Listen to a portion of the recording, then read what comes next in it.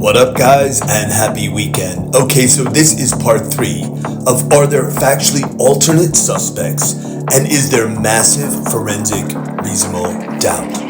I've got all the details, so let's jump right into it. Okay, so let's wrap up this Dylan and Murphy mystery by adding one last layer of forensics to give you all even more context. The latent biomatter shoe print. As we know, Dylan states she saw a masked intruder walk past her bedroom and head towards the glass slider. During the second processing of the crime scene, not the first, ISP Forensics found a latent or naked to the visible eye biomatter sole print, likely blood, just outside Dylan's room, using a two-step biochemical process which congeals the biomatter and allows the forensics team to snap a photograph.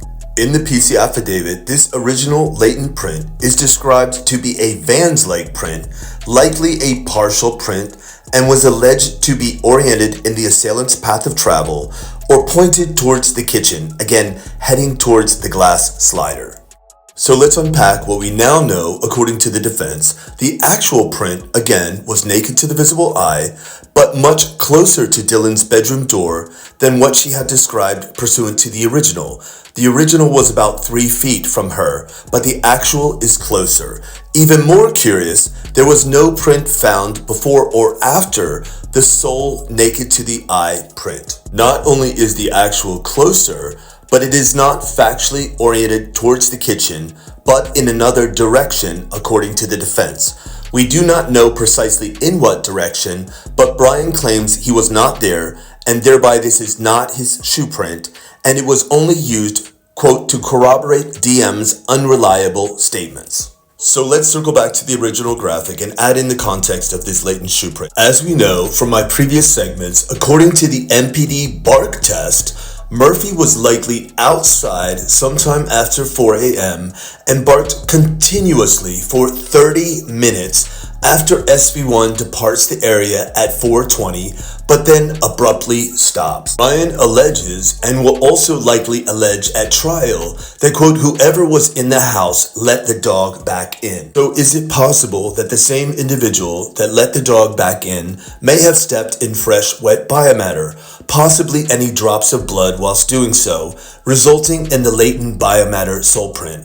But why only one sole print by Dylan's room, and why also naked to the visible eye? If the latent sole print found by Dylan's room were factually the alleged sole assailants, would you then also expect to see crime scene photos at trial with the same assailant's sole print outside both Maddie's room and Xana's room? Some have speculated via alleged intel from law enforcement that this was, quote, a controlled crime scene, essentially that all biomatter was contained to the 2 bedrooms. But given the brutal nature of this crime, edged weapon with extensive injuries reported by the coroner, is that even forensically possible? At the forthcoming trial, would you expect to see crime scene photos of the common areas with some type of biomatter evidence and the assailant's alleged path of travel?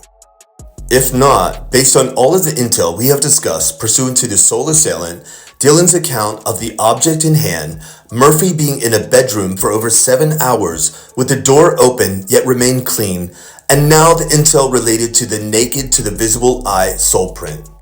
Again, if the crime scene photos in the common areas does not reveal any biomatter evidence, does that almost suggest that the crime scene was factually altered? Now, let's segue all of this intel we now know and revert back to the motion to compel filed by the defense in December 2024, which specifically calls out alternate suspects, which we will likely hear more about at trial.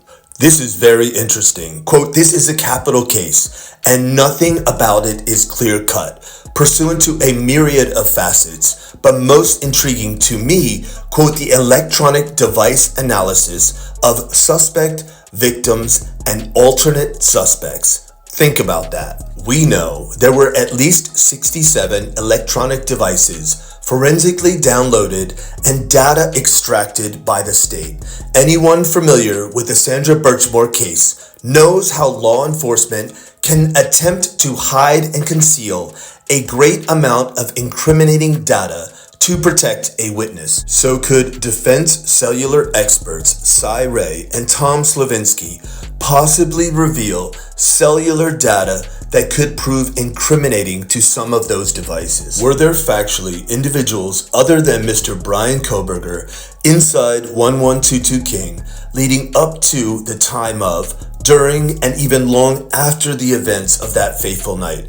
Again, are there factually alternate suspects? We will surely learn much more at trial about this. Further to this point, I wanted to wrap up this segment by playing an audio that was leaked to the public long ago. Based on the new intel we learned at the recent hearing, we now know it is logical to believe the ring cam at 1112 King was likely recording video and audio continuously on November 13th. This brought me back to the alleged audio from 1112 King ring cam that has never been formally debunked or discredited by law enforcement to date. And based on the content and verbiage, I have always believed it to be authentic and still do. I cleaned up the audio with the verbiage I ascertained. Please note this audio may be graphic and disturbing in nature, so if you are sensitive to matters as this, please opt out immediately. So after careful consideration, I'm going to play this for you. Listen carefully, and does this audio seemingly culminate all we have talked about to date? Are there factually multiple voices, further corroborating alternate suspects, and massive forensic doubt? Let's roll the tape.